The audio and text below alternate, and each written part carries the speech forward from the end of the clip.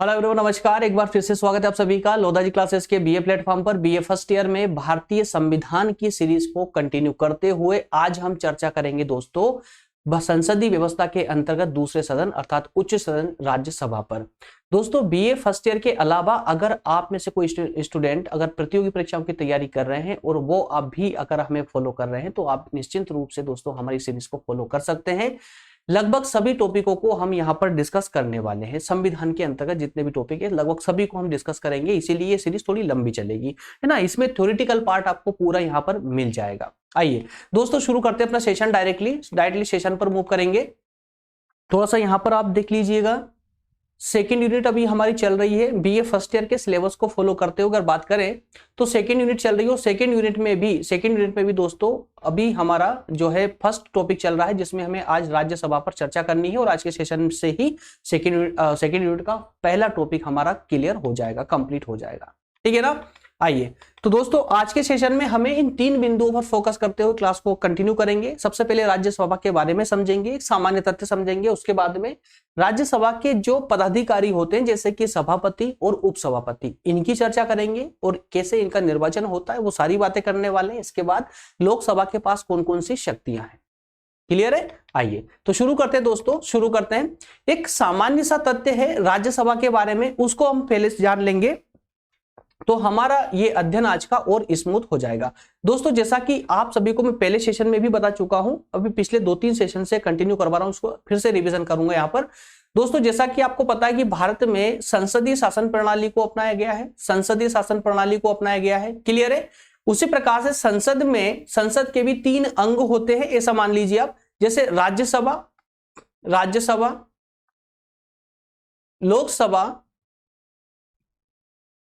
लोकसभा और राष्ट्रपति। और इन तीनों के मिलने से ही दोस्तों एक विधायिका का निर्माण होता है जिसके द्वारा कानून का निर्माण किया जाता है, विधि बनाई जाती है ना। तो अब आप ये भली भांति समझते हैं कि किसी एक विधेयक को अगर कानून बनाना है, किसी भी विधेयक को अगर विधि में कन्वर्ट करना है तो इन तीनों अंगों से गुजरकर उस विधेयक को जाना पड़ेगा और अंतिम रूप से राष्ट्रपति की स्वीकृति के बाद ही वो विधेयक कानून में परिवर्तित होता है, क्लियर है। तो दोस्तों यहां पर राज्यसभा को उच्च सदन के नाम से जाना जाता है, उच्च सदन कहा जाता है, राज्यसभा को उच्च सदन कहा जाता है, उच्च सदन, और लोकसभा को निम्न सदन के नाम से, क्लियर है। तो यहां पर लोकसभा की चर्चा चूंकि हम लास्ट सेशन में अच्छे से कर चुके हैं तो मैं वापस इसको रिपीट नहीं करूंगा, लेकिन राज्यसभा पर आज हमारा राज्यसभा का मुद्दा है। राज्यसभा को बेहतर समझना है हमको, पूरे व्यवहारिक रूप से समझना, क्लियर अगर बताए तो, ठीक है ना। तो दोस्तों ये लोकसभा संसद का हमारा एक उच्च सदन है, एक दूसरा सदन कह दीजिए, पहला सदन, कोई सब सदन आप उसको बोल सकते हो, आगे पीछे इनको कर सकते हो, कोई प्रॉब्लम नहीं, तीनों को, है ना। तो लोकसभा का ये उच्च सदन है और इसके कार्यकाल की अगर दोस्तों हम बात करें तो इसका कार्यकाल राज्यसभा का कार्यकाल, जैसे कि लोकसभा का कार्यकाल 5 वर्ष का होता था, लेकिन राज्यसभा का कोई कार्यकाल नहीं होता है। क्यों? क्योंकि ये कभी भी स्थगित नहीं होती है, ये कभी भी भंग नहीं होती है, ये स्थायी सदन है, ठीक है ना। इसमें जो सदस्य आते हैं वो 6 वर्ष के लिए आते हैं और हर 2 साल, मतलब कि इसमें जो दोस्तों हर प्रति 2 वर्ष में जो है कुछ सदस्य इससे रिटायर हो जाते हैं, 1/3 या वो सब हम निर्वाचन के अंतर्गत बात करने वाले हैं इसमें भी, है ना। तो इसीलिए राज्यसभा को यहाँ पर एक स्थायी सदन कहा गया है, उच्च सदन कहा गया है, क्लियर है। तो दोस्तों इसमें जो सदस्य होते हैं वो राज्यों से और केंद्र शासित प्रदेशों से, दोनों से आते हैं, लेकिन जनता के द्वारा प्रत्यक्ष रूप से निर्वाचित होकर नहीं बल्कि अप्रत्यक्ष रूप से निर्वाचित होकर के आते हैं। इतना क्लियर है ना। बस व्यवहारिक रूप से खाली समझते चलिए इसको, एकदम स्मूथ हो जाएगा सेशन। कुछ भी नहीं राज्यसभा में सिर्फ इतना है दोस्तों कि ये हमारी संसद का दूसरा सदन है और ये उच्च सदन है, ये कभी भी भंग नहीं होता है, इसके सदस्य स्थायी होते हैं, प्रति 6 वर्ष के लिए आते हैं और हर 2 साल में इसके कुछ सदस्य रिटायर हो जाते हैं और नए सदस्य आ जाते हैं। इतना हो गया क्लियर, ठीक है ना। अब इस राज्यसभा में जो सदस्य आते हैं निर्वाचित होकर के, ये लोकसभा के समान या लोकसभा की तरह प्रत्यक्ष रूप से जनता के द्वारा निर्वाचित होकर नहीं आते हैं, बल्कि ये राज्यों और केंद्र शासित प्रदेशों के द्वारा निर्वाचित होकर के अप्रत्यक्ष रूप से निर्वाचित होकर के ये आते हैं। और इसीलिए राज्यों के प्रतिनिधि के रूप में ही राज्यसभा को जाना जाता है। राज्यसभा की व्यवस्था ही इसलिए की गई है ताकि केंद्र में राज्यों को प्रतिनिधित्व दिया जा सके। याद रखिएगा, क्योंकि लोकसभा में तो सिर्फ वो सदस्य होते हैं जो राजनीतिक दल जीतकर आता है, चुनाव जीतकर आता है और वो अपनी सरकार बनाता है लोकसभा में आकर के, है ना। तो अब राज्यों को प्रतिनिधित्व कैसे देंगे? राज्यों को, अगर लोकतंत्र व्यवस्था है, हमारी संघात्मक शासन व्यवस्था है, तो राज्यों को भी तो प्रतिनिधित्व देना चाहिए ना। तो राज्यों के प्रतिनिधि कैसे बिठाएंगे? तो वो राज्यसभा में बिठाए जाते हैं। कैसे बैठते हैं, कितनी क्वांटिटी में बैठते हैं, ये सारी बातें हम अंदर करने वाले हैं। क्लियर है? तो दोस्तों, राज्यसभा को बेहतर तरीके से समझने के लिए और भी पूरे डिटेल में समझने के लिए हम इन 4 पॉइंटों पर चर्चा करेंगे। सबसे पहले हम बात करेंगे कि राज्यसभा का गठन कैसे होता है, पहला। दूसरा, हम बात करेंगे कि प्रतिनिधित्व जनसंख्या के आधार पर, अर्थात कि इसमें राज्यसभा में जो सदस्य आते हैं, राज्यसभा में जो सदस्य आते हैं वो सदस्यों का प्रतिनिधित्व कैसे होता है। सदस्यों का प्रतिनिधित्व मतलब सदस्य आते कैसे, निर्वाचित होकर कैसे आते। दूसरे, थर्ड में हम बात करेंगे कि राज्यसभा के सदस्यों के लिए योग्यताएं क्या होनी चाहिए। और लास्ट में हम बात करेंगे राज्यसभा का कार्यकाल क्या होगा। तो इन 4 बिंदुओं के माध्यम से हमारा ये राज्यसभा वाला कंसेप्ट पूरी तरह क्लियर हो जाएगा। तो दोस्तों, आइए एक एक करके हम इनको क्लियर करने का प्रयास करते हैं। राज्यसभा का संगठन, सबसे पहले तो दोस्तों ये अनुच्छेद 80 के अंतर्गत, भारतीय संविधान के अनुच्छेद 80 में राज्यसभा से संबंधित प्रावधान किया गया है। और उसमें कहा गया है कि राज्यसभा में अधिकतम 250 सदस्य हो सकते हैं। कितने? 250 सदस्य हो सकते हैं।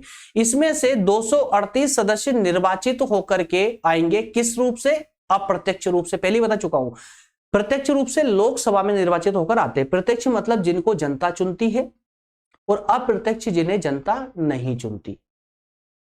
क्लियर है ना? जनता ना चुन करके, बल्कि जनता ने जिन प्रतिनिधियों को चुना है उनके द्वारा ये सदस्य चुने जाते हैं। क्लियर है? तो उसको हम बोलेंगे अप्रत्यक्ष रूप से निर्वाचित होकर के आते हैं। कहां से आते हैं? ये राज्यों से और केंद्र शासित प्रदेशों से। क्लियर है? तो दोस्तों, ये जो निर्वाचित होते हैं, इनकी जो निर्वाचन की पद्धति होती है वो होती है अनुपातिक प्रतिनिधित्व की पद्धति। कौन सी पद्धति होती है दोस्तों? इसको याद रखेंगे आप लोग। राज्यसभा के सदस्य अनुपातिक प्रतिनिधित्व पद्धति के माध्यम से निर्वाचित होकर के आते हैं, जिसमें एकल संक्रमणीय मत प्रणाली का प्रयोग किया जाता है। किसका? एकल संक्रमणीय मत प्रणाली का प्रयोग होता है। क्लियर है? तो ये जो राज्यों से सदस्य आते हैं दोस्तों, राज्यों से सदस्य आते, देखिए यहां पर 2 जगह सदस्य आ रहे हैं, विशेष रूप से ध्यान रखेंगे आप लोग। राज्यों से है ना, और केंद्र शासित प्रदेशों से। केंद्र शासित प्रदेशों को हम यूटी बोलते हैं, यूनाइटेड टेरिटरीज। ठीक है ना, यूनियन टेरिटरीज। तो दोस्तों, यहां पर राज्य और केंद्र शासित प्रदेश दोनों से आए। केंद्र शासित प्रदेश जैसे कि दिल्ली है, पुदुचेरी है, अंडमान निकोबार, ये सब क्या है? ये केंद्र शासित प्रदेश। ठीक है ना, तो यहां दोनों से आते हैं। अब जो राज्य से सदस्य आते हैं वो एकल संक्रमणीय मत प्रणाली के द्वारा अप्रत्यक्ष रूप से निर्वाचित होकर आते हैं। और यूटी से आने वाले जो सदस्य होते हैं, यूटी से आने वाले सदस्यों के लिए अनुपातिक प्रतिनिधित्व प्रणाली का प्रयोग ना करते हुए, बल्कि उनमें एक परिषद होती है जिसे क्षेत्रीय परिषद बोलते हैं, उसके माध्यम से ये निर्वाचित होकर आते हैं, है ना। तो यहां पर 2 फैक्ट हैं, याद रखेंगे आप लोग। राज्यसभा में राज्यों से आने वाले सदस्य अनुपातिक प्रतिनिधित्व प्रणाली के माध्यम से एकल संक्रमणीय मत प्रणाली का प्रयोग करते हुए आते हैं या उसके द्वारा निर्वाचित होकर आते हैं। और केंद्र शासित प्रदेशों से आने वाले सदस्य क्षेत्रीय परिषदों के द्वारा निर्वाचित होकर आते हैं। ये 2 बातें आप विशेष रूप से याद रखेंगे। क्लियर है? इसके अलावा दोस्तों, इसमें 12 सदस्य जो बचते हैं, कितने? 238 सदस्य तो दोनों से आ गए हैं, राज्यों से और केंद्र शासित प्रदेशों से। अब बचते हैं 12 सदस्य। तो ये 12 सदस्य दोस्तों राष्ट्रपति मनोनीत करते हैं। राष्ट्रपति मनोनीत करते हैं अपने अनुसार। और जिन सदस्यों को राष्ट्रपति मनोनीत करते हैं उनमें एक विशेष गुण होना चाहिए। और विशेष गुण में या तो वो साहित्य में पारंगत हो, या विज्ञान में हो, या समाज में हो, या कला में हो। इन 4 में से किसी एक में पारंगत, अर्थात कि उनको विशेष ज्ञान होना चाहिए। इन 4 क्षेत्रों में से किसी एक का विशेष ज्ञान होना चाहिए। ऐसे ही व्यक्ति को राष्ट्रपति जो है मनोनीत करते हैं। क्लियर है? वर्तमान की अगर बात करें तो राज्यसभा में कुल 239 सदस्य हैं। वर्तमान में राज्यसभा में कुल 239 सदस्य हैं।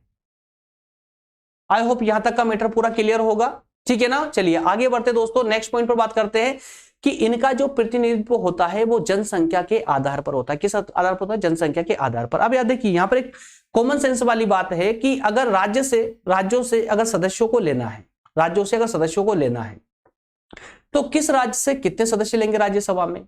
ये एक बड़ी प्रॉब्लम है। क्यों प्रॉब्लम है? क्योंकि आप देख रहे हैं दोस्तों कि भारत में कुछ ऐसे राज्य हैं जिनकी जनसंख्या करोड़ों में है, करोड़ों में भी जनसंख्या है, और कुछ राज्य ऐसे हैं जो सिर्फ लाखों में है, जिनकी जनसंख्या सिर्फ लाखों में है ना, लाखों में। जैसे मान लेते हैं कि कोई एक राष्ट्र बड़ा, जैसे यूपी जैसे राष्ट्र है, यूपी, राजस्थान, एमपी जैसे राष्ट्र, मान लेते हैं कि 1 करोड़ जनसंख्या है उत्तर प्रदेश में, मान रहे हैं ना 1 करोड़ जनसंख्या है, ठीक है। और यहां पर हम मान लेते हैं कि मणिपुर को, यहां पर मान लेते हैं कि 5 लाख की जनसंख्या है, 5 लाख जनसंख्या है। तो अब ये बताइए राज्यसभा में किस प्रकार से सदस्य आएंगे, कितने सदस्य लेंगे? अब चूंकि यूपी से ज्यादा सदस्य लेंगे और मणिपुर से क्योंकि जनसंख्या ही 5 लाख मात्र है, तो कितने सदस्य लेंगे? कम लेना पड़ेगा। तो इसके लिए दोस्तों एक विशेष पद्धति को अपनाया गया है। किस पद्धति को अपनाया गया जरा देखिए यहां पर यहीं से समझ जाएंगे आप लोग। जरा इसको हटा देते हैं पहले क्योंकि अगला डाटा आने वाला है। तो यहां पर दोस्तों जनसंख्या के आधार पर प्रतिनिधित्व दिया जाता है राज्यों को। कहां पर? राज्यसभा में। 50 लाख जनसंख्या तक अगर किसी राज्य में 50 लाख जनसंख्या है तो हर 10 लाख जनसंख्या पर एक प्रतिनिधि वहां राज्यसभा में बुलाया जाएगा, हर 10 लाख पर एक प्रतिनिधि। लेकिन जब किसी राज्य की जनसंख्या अगर 60 लाख है या 60 लाख से ज्यादा हो चुकी है तो फिर प्रत्येक 20 लाख पर एक प्रतिनिधि बुलाने का प्रावधान किया गया है। और ऐसा क्यों किया गया है? ऐसा इसलिए किया गया है ताकि छोटे राज्यों के साथ भी न्याय हो पाए। अब जैसे मैंने अभी बताया था कि अगर यूपी में 1 करोड़ जनसंख्या है, 1 करोड़ जनसंख्या है तो प्रति 10 लाख पर एक प्रतिनिधि बुलाते हैं, तो यहां से प्रतिनिधि कितने हो जाएंगे दोस्तों? 10 प्रतिनिधि हो जाएंगे। और मणिपुर में जहां हमने 5 लाख की बात की थी तो 10 लाख पर एक प्रतिनिधि का प्रावधान है, तो मणिपुर से तो एक भी प्रतिनिधि नहीं होगा, एक भी नहीं होगा, तो कैसे न्याय हो पाएगा? समझ रहे ना कहानी को? तो इस कारण से दोस्तों इन बड़े राज्यों अर्थात कि ज्यादा जनसंख्या वाले राज्यों से ज्यादा प्रतिनिधि, इतने प्रतिनिधि ना चले जाए कि छोटे राज्यों के साथ न्याय ना हो पाए या छोटे राज्यों से एक भी प्रतिनिधि ना आ पाए। इसी के लिए दोस्तों ये व्यवस्था की गई है कि 50 लाख तक तो हर 10 लाख पर एक प्रतिनिधि को बुलाया जाएगा। लेकिन 50 लाख के बाद अगर 50 लाख से ज्यादा किसी राज्य की जनसंख्या होती है तो फिर 20 लाख पर एक प्रतिनिधि बुलाने का प्रावधान इसके अंतर्गत किया गया है। क्लियर है? चलिए अगर ये क्लियर तो आगे बढ़ते दोस्तों। राज्यसभा के सदस्यों की योग्यता क्या होनी चाहिए? सिंपल है, जैसा कि लोकसभा में थी वही है, बस एक छोटा सा प्रावधान और कर दिया गया है इसमें। 1951 में एक अधिनियम आया था, जनप्रतिनिधि अधिनियम। कब आया था? 1951 में। उसमें एक एडिशनल जोड़ दिया गया था कि अगर आप जिस राज्य से आप राज्यसभा में आ रहे हैं, मतलब जिस राज्य का प्रतिनिधित्व करने के लिए आप राज्यसभा में सदस्य बन रहे हैं, तो उस राज्य की जो मतदाता सूची है ना उसमें आपका नाम होना चाहिए। समझिए ना कि जिस राज्य का प्रतिनिधित्व आप राज्यसभा में कर रहे हैं उस राज्य की मतदाता सूची में आपका नाम होना चाहिए। बस ये बात ऐड कर दी गई थी राज्यसभा में, बाकी सब लोकसभा वाले ही है ना। और लोकसभा में एक छोटी सी बात और याद रखनी है आपको। लोकसभा में दोस्तों उम्र की अगर बात करें, आयु की अगर बात करें तो वहां 25 वर्ष थी और राज्यसभा का सदस्य बनने के लिए आयु 30 वर्ष की गई है ना। लोकसभा में 25 वर्ष थी और राज्यसभा में 30 वर्ष से कम मिनिमम आयु। क्लियर है? और भारत का नागरिक हो, यह तो सामान्य से तथ्य है। आई होप क्लियर होगा। चलिए अब आगे बढ़ते हैं दोस्तों, नेक्स्ट बात करते हैं राज्यसभा का कार्यकाल। तो लोकसभा का कार्यकाल हमने पिछले सेशन में देखा था, तो क्या था उसमें दोस्तों? 5 वर्ष था, है ना। 5 वर्ष या उससे पहले भी वो लोकसभा भंग हो सकती थी, लेकिन चूंकि राज्यसभा तो स्थायी सदन है और चूंकि वो भंग नहीं हो सकता इसलिए इसमें विशेष प्रावधान किया गया है। स्थायी सदन होने के कारण ही ये कभी भंग नहीं होगा, मतलब सारे सदस्य एक साथ कभी भी रिटायर नहीं होंगे। क्लियर है? तो इसमें क्या प्रावधान किया गया है कि हर 2 वर्ष में, प्रत्येक 2 वर्ष में इस राज्यसभा के 1/3 सदस्य रिटायर होंगे, अपना इस्तीफा देंगे या अपना समय समाप्त करेंगे। कितने? 1/3 सदस्य। राज्यसभा के कुल जितने सदस्य हैं उनमें से 1/3 सदस्य हर 2 वर्ष में रिटायर होते हैं, ठीक है। और इस प्रकार राज्य के किसी एक सदस्य का कार्यकाल जो होता है वो 6 वर्ष का होता है। मतलब ये समझिए कि कोई सदस्य, कोई प्रतिनिधि राज्यसभा का सदस्य बनता है तो वो 6 वर्ष के लिए बनता है। उसके जैसे ही 6 वर्ष कंप्लीट होंगे तो राज्यसभा में जिन 1/3 सदस्यों का रिटायरमेंट होना है उसमें उनका नाम आ जाएगा। क्लियर है ना? ये 2 बातें याद रखनी है आपको। राज्यसभा प्रति 2 वर्ष में 1/3 सदस्य रिटायर होते हैं और उन रिटायर वाले सदस्यों के 6 वर्ष पूरे हो चुके होते हैं। क्लियर है? और समय से पहले भी वो इस्तीफा दे सकते हैं, वो एक अलग बात है। क्लियर है? चलिए, अगर विशेष कोई बात रखना दोस्तों, यहां पर विशेष में एक बात और आपको एडिशनली याद रखनी है कि जो भी सदस्य राज्यसभा का, जो भी प्रतिनिधि राज्यसभा का सदस्य बनता है वह एक साथ राज्यसभा के साथ लोकसभा का सदस्य नहीं होना चाहिए या राज्यों के विधानमंडल का भी सदस्य नहीं होना चाहिए। मतलब ये कि अगर आप राज्यसभा के सदस्य हो तो लोकसभा या राज्यों की विधानसभा या विधान परिषद के सदस्य ना हो, ये जरूरी है ना। एक समय में एक का ही सदस्य हो सकता है। ये विशेष बात आप लोग याद रखेंगे, विशेष करके प्रतियोगी परीक्षा वाले स्टूडेंट। यहां तक का क्लियर है? चलिए, अब दोस्तों हम बात करेंगे पदाधिकारी पर। तो इनके पदाधिकारी कौन होते हैं, अर्थात सभापति। और ये सभापति कौन होते हैं? जैसा कि इससे तुरंत पहले वाला सेशन क्या था हमारा, लोकसभा अध्यक्ष वाला, जिसमें हमने लोकसभा के अध्यक्ष अर्थात जिसे हम स्पीकर के नाम से जानते हैं, स्पीकर कहते हैं, उस पर हमने पूरे डिटेल में चर्चा की थी। तो यहां पर राज्यसभा के भी जो पदाधिकारी होते हैं वो उनको हम सभापति बोलते हैं। क्या बोलते हैं दोस्तों? सभापति बोलते हैं, है ना। लोकसभा में अध्यक्ष और एक उपाध्यक्ष, अध्यक्ष की सहायता करने के लिए उपाध्यक्ष होता है। उसी प्रकार से राज्यसभा में सभापति और इनकी सहायता करने के लिए उपसभापति।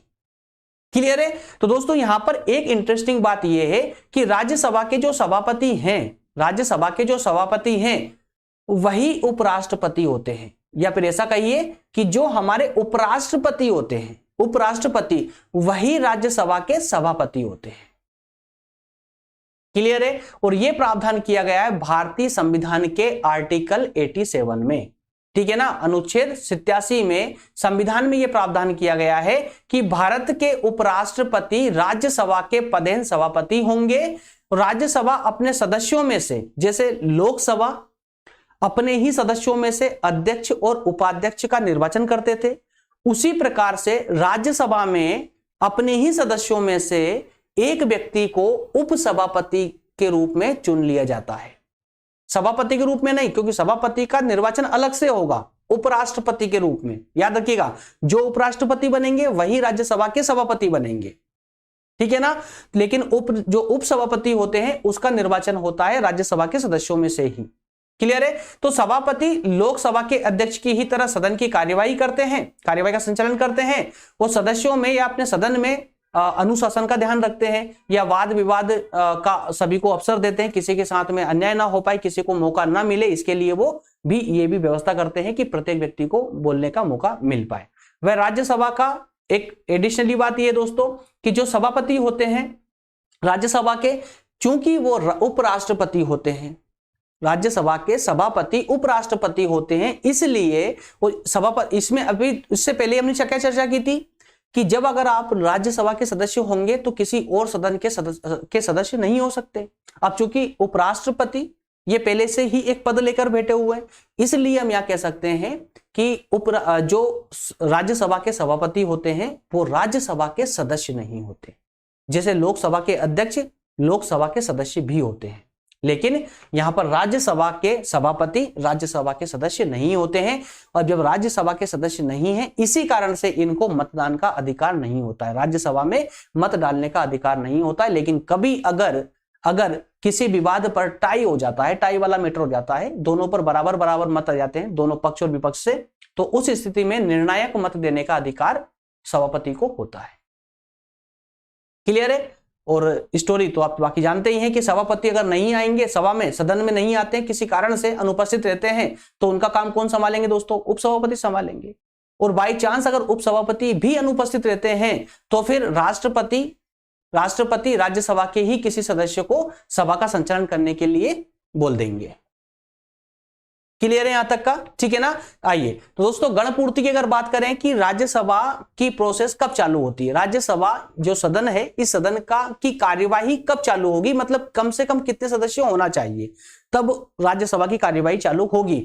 तो ऐसा कहा गया है दोस्तों, जितने कुल सदस्य है राज्यसभा के उसमें से अगर उसका 10वां हिस्सा भी आ जाता है, जैसे अगर 100 सदस्य है तो 10 सदस्य भी अगर राज्यसभा में आ जाते हैं तो फिर कार्यवाही प्रारंभ कर दी जाती है। कम से कम है ना, कम से कम, और अधिकतम तो चाहे पूरे सदस्य भी आ जाएंगे कोई प्रॉब्लम नहीं है, लेकिन कम से कम 10वां भाग आना चाहिए। जैसे 200 सदस्य है तो फिर 20 सदस्यों का आना जरूरी है, 10वां भाग। क्लियर? चलिए आगे बढ़ते हैं दोस्तों। अब बात करेंगे हम राज्यसभा की शक्ति और कार्यों पर।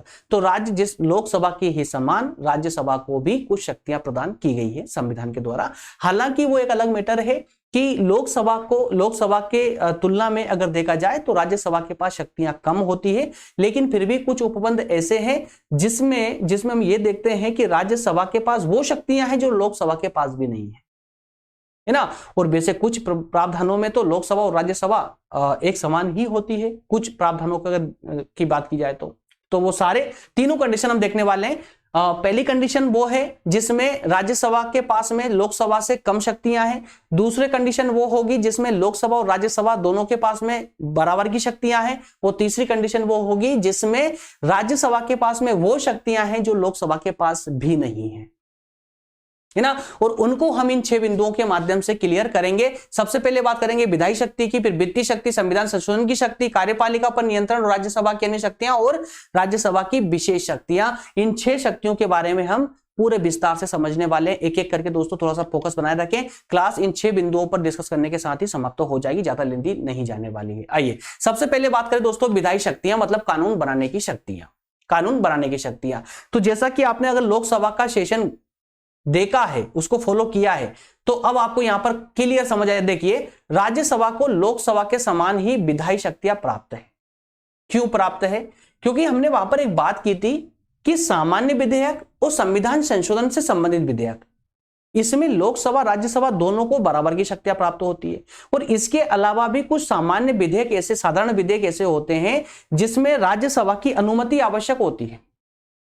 इसके अलावा अगर राज्यसभा की ही हम बात करें कि राज्यसभा को भी कानून बनाने की शक्ति की अगर बात करें दोस्तों, तो यहां पर जो संघ सूची है, केंद्र सूची और समवर्ती सूची, संघ सूची और समवर्ती सूची, इसके विषय पर राज्यसभा में विधेयक प्रस्तुत किया जा सकता है। अगर कोई संघ सूची पर कानून बनाना चाहते हैं या समवर्ती सूची के विषयों पर कानून बनाना चाहते हैं तो इससे संबंधित विधेयक को राज्यसभा में भी प्रस्तुत किया जा सकता है। राज्यसभा में पास करवाने के बाद लोकसभा में भेज दिया जाता है। ठीक है ना। कोई भी विधेयक दोनों सदनों की सहमति से ही कानून बन सकता है। ठीक है ना। और अगर दोनों में से एक सदन भी अगर सहमत नहीं होता है तो फिर उसके लिए एक अलग से प्रावधान किया गया है कि राष्ट्रपति दोनों सदनों की एक संयुक्त बैठक बुलवाएंगे और उस संयुक्त बैठक के माध्यम से ही वहां पर फिर निर्णय होगा उस विधेयक का, है ना। और अंतिम निर्णय उस संयुक्त बैठक के माध्यम से ही होता है। क्लियर है। तो इस प्रकार से हम कह सकते हैं कि राज्यसभा को भी लोकसभा के समान ही विधायी शक्तियां प्राप्त है किसी भी विधेयक को कानून बनाने के लिए। आई होप ये मैटर क्लियर होगा यहां तक का। ठीक है ना। आगे बात करें दोस्तों तो वित्तीय शक्तियों की, तो वित्तीय शक्तियों में हालांकि नाम मात्र की भी शक्तियां राज्यसभा को प्राप्त नहीं है। क्यों नहीं है इसमें समझिए। खाली कल के सेशन में भी मैंने आपको बताया था कि जो धन विधेयक होते हैं या जो वित्त विधेयक होते हैं वो केवल लोकसभा में ही प्रस्तुत किए जाते हैं पहले, है ना। पहले धन विधेयक या वित्त विधेयक पहले लोकसभा में ही पेश किए जा सकते हैं। लोकसभा से पास होने के बाद राज्यसभा में जाते हैं, वो राज्यसभा में पेश किया जाता है। अब राज्यसभा को ज्यादा अधिकार नहीं होता, वहां सिर्फ 14 दिन के लिए उसको होल्ड कर सकते हैं, अपना परामर्श दे सकते हैं, इससे ज्यादा कुछ भी नहीं है। तो इस मामले में हम मान कह सकते हैं कि राज्यसभा के पास वित्तीय शक्तियों से संबंध में ज्यादा शक्तियां प्राप्त नहीं होती है, कुछ विशेष शक्तियां प्राप्त नहीं है। ठीक है। तो वित्तीय मामलों में राज्यसभा बिल्कुल ही शक्तिहीन है। संविधान के अनुसार अगर बात की जाए तो वित्तीय विधेयक पहले लोकसभा में ही पेश किया जा सकता है। कोई विधेयक धन विधेयक है या नहीं, इसका निर्णय भी लोकसभा का अध्यक्ष ही करता है। लोकसभा के अध्यक्ष द्वारा ही इसका निर्णय किया जाता है। ठीक है ना। लेकिन फिर भी कुछ प्रावधानों को अगर देखा जाए, कुछ विशेष प्रावधानों को अगर देखा जाए तो लोकसभा की अनुमति भी आवश्यक हो जाती है, ठीक है ना। तो ऐसा नहीं है कि वित्तीय मामलों में राज्यसभा की शक्तियां पूरी शून्य हो गई हो, शून्य नहीं है, बल्कि उसका भी महत्व है। आइए आगे बढ़ते हैं। संशोधन, संविधान में संशोधन करने संबंधी शक्तियों की बात करें तो दोस्तों यहां पर दोनों को बराबर की शक्तियां प्राप्त है। संविधान में अगर संशोधन करना हो तो लोकसभा और राज्यसभा दोनों के पास बराबर की शक्तियां होती है ना। क्यों होती है? क्योंकि संविधान संशोधन का जो विधेयक होता है वो राज्यसभा या लोकसभा दोनों में से कहीं पर भी प्रस्तुत किया जा सकता है, ठीक है ना। तो और दोस्तों ये संशोधन प्रस्ताव तभी स्वीकृत होता है, संशोधन प्रस्ताव तभी स्वीकृत होता है जब दोनों सदन उसको पास कर दे, दोनों सदन अपनी स्वीकृति दे दे। अब अपनी स्वीकृति कब देंगे? संविधान संशोधन में कब स्वीकृति देंगे? जब दोनों सदनों में अलग अलग पृथक रूप से उपस्थित सदस्यों या वोट करने वाले सदस्यों के 2/3 बहुमत से स्वीकृति प्राप्त होनी चाहिए। 2/3 बहुमत से, इस बात को आप विशेष याद रखेंगे। 2/3 बहुमत चाहिए, कम से कम 2/3 बहुमत, है ना, 2/3 बहुमत। क्लियर है? तभी जाकर के एक सदन से ये पास होगा, उसके बाद दूसरे सदन में जाएगा और दूसरे सदन में भी यही प्रक्रिया अपनाई जाएगी। जितने उपस्थित सदस्य हैं उनके बहुमत से या फिर वोट या मतदान में भाग लेने वाले सदस्यों के 2/3 बहुमत से उस विधेयक को सहमति प्राप्त होनी चाहिए, तभी जाकर के वो सदन से पास माना जाएगा या पारित समझा जाएगा। उसी के बाद ही दूसरे सदन में प्रस्तुत होगा और दूसरे सदन में भी यही प्रोसेस अपनाई जाएगी। उसके बाद में राष्ट्रपति साहब के पास अंतिम रूप से पहुंचेंगे, वहां साइन होते ही संविधान संशोधन कर दिया जाता है। क्लियर? नेक्स्ट है कार्यपालिका पर नियंत्रण की बात करें। कार्यपालिका पर नियंत्रण की दोस्तों, तो कार्यपालिका के नियंत्रण को लेकर भी राज्यसभा शून्य के समान नजर आती है, शून्य के समान, है ना, शक्ति के मामले में शून्य के समान नजर आती है राज्यसभा। लेकिन कुछ उपबंध ऐसे हैं, देखिए क्यों ऐसा है भाई, राज्यसभा को मंत्रीगण को लेकर के या कहें कि कार्यपालिका को लेकर के अधिकार प्राप्त क्यों नहीं है? क्योंकि संविधान में विशेष प्रावधान किया गया है कि जो आपकी कार्यपालिका के जो सदस्य होंगे या मंत्रीगण होंगे, या ऐसा स्पष्ट कहा गया है कि कार्यपालिका केवल लोकसभा के प्रति उत्तरदायी होगी। क्यों होगी? क्योंकि लोकसभा में ही अविश्वास का प्रस्ताव प्रस्तुत करके और कार्यपालिका को या मंत्रीगण को भंग किया जा सकता है, अपने पद से हटाया जा सकता है। अविश्वास का प्रस्ताव कहां पर प्रस्तुत होता है दोस्तों? तो वो केवल लोकसभा में ही प्रस्तुत होता है। लेकिन फिर भी कुछ उपबंध ऐसे किए गए संविधान में, कुछ उपबंध ऐसे संविधान में किए गए हैं जिससे मंत्रीगण प्रशासन से संबंधित राज्यसभा के जो प्रश्नों का उत्तर देने के लिए मजबूर होते हैं। मतलब कुल मिला के ये कि जो कार्यपालिका के सदस्य जिनको हम मंत्री परिषद कहते हैं या मंत्री लोग जो मंत्रीगण हैं, उनसे राज्यसभा के सदस्य भी प्रश्न पूछ सकते हैं और इस मंत्रीगण को, कार्यपालिका को उनके प्रश्नों का जवाब देना पड़ता है। या आगे कहें कि काम रोको प्रस्ताव भी प्रस्तुत राज्यसभा में पेश किया जा सकता है, काम रोको प्रस्ताव, और इसके द्वारा विशेष या कहें कि सार्वजनिक महत्व के मामलों पर या सार्वजनिक महत्व के प्रश्न पर ध्यान को आकर्षित करने के लिए ये काम रोको प्रस्ताव को प्रस्तुत किया जाता है और ये राज्यसभा में भी किया जा सकता है। तो इस प्रकार से कुछ उपबंध ऐसे किए गए हैं जिनके द्वारा राज्यसभा को भी कार्यपालिका पर नियंत्रण प्राप्त हो जाता है। आई होप क्लियर होगा दोस्तों। यहाँ लोकसभा का मैं बार बार एग्जांपल इसीलिए ले रहा हूं ताकि अगर थोड़ा सा कंपैरिजन के साथ पढ़ेंगे ना तो आपको ये और बेहतर तरीके से क्लियर हो पाएगा, ठीक है ना। तो राज्यसभा की अन्य शक्तियों की अगर बात करें तो राज्यसभा की अन्य शक्तियां भी बहुत बड़ी बड़ी शक्तियां हैं। क्या है जरा देख लीजिए दोस्तों। आपने सुना होगा कभी, जब भी आपने कभी पॉलिटी पर कोई लेक्चर देखा होगा तो जब भी राष्ट्रपति वाला कोई सेशन आपने देखा हो लेक्चर में या फिर कहीं कोई पुस्तक में अगर पढ़ा भी होगा तो भी आपने वहां देखा होगा कि राष्ट्रपति और उपराष्ट्रपति के जो निर्वाचन होता है उस निर्वाचन में लोकसभा और राज्यसभा दोनों के ही सदस्य भाग लेते हैं, है ना। तो वहां पर भी राज्यसभा के सदस्यों को उतना ही महत्व प्रदान होता है, प्राप्त होता है जितना कि लोकसभा के सदस्यों को होता है। इसी प्रकार से जब राष्ट्रपति और सुप्रीम कोर्ट के मुख्य न्यायाधीश पर अगर हम पद से हटाने के लिए महाभियोग की बात करें, महाभियोग काय के लिए लगाया जाता है? महाभियोग काय के लिए प्रस्तुत किया जाता है? राष्ट्रपति और सुप्रीम कोर्ट के न्यायाधीश को पद से हटाने के लिए। तो इसकी प्रक्रिया भी लोकसभा और राज्यसभा दोनों में की जा सकती है, दोनों में की जा सकती है। और इस मामले में दोनों को बराबर की शक्तियां प्राप्त है ना। राष्ट्रपति और सुप्रीम कोर्ट के न्यायाधीश को पद से हटाने के लिए महाभियोग की प्रक्रिया जो चलाई जाती है उसमें लोकसभा और राज्यसभा दोनों को समान शक्तियां प्राप्त है। इसके अलावा उपराष्ट्रपति को अगर पद से हटाना हो, अगर उपराष्ट्रपति को पद से हटाना हो तो यहां पर इसे विशेष शक्ति प्राप्त है कि इसका प्रावधान या कहें कि इसकी कार्यवाही, उपराष्ट्रपति को पद से हटाने की जो कार्यवाही होती है वो केवल राज्यसभा से ही प्रारंभ की जा सकती है, लोकसभा से नहीं। क्यों? क्योंकि राज्यसभा के सभापति हैं सभी, है ना। तो राष्ट्रपति, नेक्स्ट है राष्ट्रपति द्वारा जारी जो अध्यादेश जारी किया जाता है, राष्ट्रपति के द्वारा जो अध्यादेश जारी किया जाता है उस अध्यादेश को अनुमति देने का कार्य भी राज्यसभा करती है। इसके अलावा आपातकाल की परिस्थिति में जब सरकार को मौलिक अधिकारों को स्थगित करना हो, जो जनता के मौलिक अधिकार है उनको स्थगित करना हो, तो उसके लिए भी राज्यसभा की पुष्टि आवश्यक हो जाती है। तो इस प्रकार से हम कह सकते हैं कि राज्यसभा को अन्य शक्तियों के तहत विशेष शक्तियां प्राप्त है।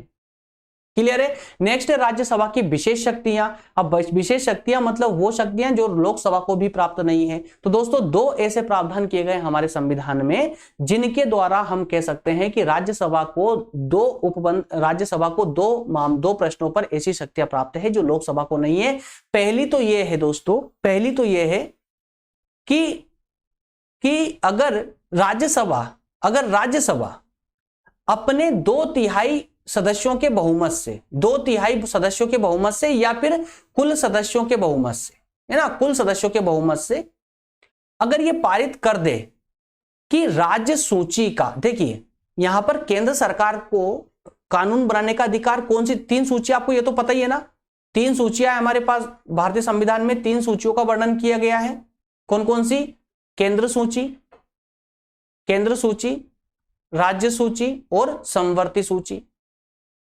जो नए दोस्तों हैं उनको बता रहा हूं मैं, समवर्ती सूची, 3 सूचियों का वर्णन किया गया है। केंद्र सूची में वो प्रावधान है जिन पर केवल केंद्र सरकार कानून बना सकती है, और राज्य सूची में वो उपबंध किए गए हैं जिन पर केवल राज्य सरकार ही कानून बना सकती है, और समवर्ती सूची में वो मुद्दे हैं जिन पर केंद्र और राज्य सरकार दोनों कानून बना सकती है। क्लियर है? तो अब यहां पर देखिए राज्यसभा की जब हम यहां बात कर रहे हैं दोस्तों, तो राज्यसभा के पास में ऐसी विशेष शक्तियां हैं, राज्यसभा के पास ऐसी विशेष शक्तियां हैं जिससे केंद्र सरकार को राज्यसभा राज्य सूची पर कानून बनाने की क्षमता प्रदान कर देती है, केवल राज्यसभा, है ना। तो राज्यसभा के सदस्य ही अगर 2/3 बहुमत से ये पारित कर दे कि राज्य सूची का कोई एक ऐसा विषय है जो राष्ट्रीय महत्व का है, राज्य महत्व का नहीं, राष्ट्रीय महत्व का है, तो ऐसे विषय पर संसद उस विषय पर कानून बनाने का अधिकार प्राप्त कर लेती है, और यह व्यवस्था की गई है आर्टिकल 249 में। क्लियर है? और नेक्स्ट जो है दोस्तों वो है कि राज्यसभा 2/3 बहुमत से या कुल सदस्यों के साधारण बहुमत से अखिल भारतीय सेवाओं के निर्माण का प्रावधान कर सकती है। अखिल भारतीय सेवाओं के निर्माण का प्रावधान कर सकती है, अखिल भारतीय सेवाओं के निर्माण का। तो ये 2 मुद्दे ऐसे हैं, 2 मुद्दे, राज्य सूची पर कानून बनाना हो तो उसके लिए राज्यसभा से 2/3 बहुमत से पास करवाना होगा, है ना, तभी हो सकता है। और अखिल भारतीय, जैसे यूपीएससी है, भारतीय संघ लोक सेवा आयोग है, तो ऐसी अगर अखिल भारतीय सेवाओं का अगर निर्माण करना है तो भी वो राज्यसभा ही कर सकती है। क्लियर है दोस्तों? इसी के साथ में हमारा ये आज का सेशन होता है कंप्लीट, और नेक्स्ट सेशन में जो हम बात करेंगे उसमें हमारी चर्चा होगी लोकसभा और राज्यसभा की दोनों की तुलना। छोटा सा सेशन होगा, ज्यादा बड़ा नहीं, वैसे मैं स्किप करने का सोच रहा था, बट आपका लोकसभा और राज्यसभा का सेशन इसके माध्यम से और बेहतर तरीके से कंप्लीट हो जाएगा।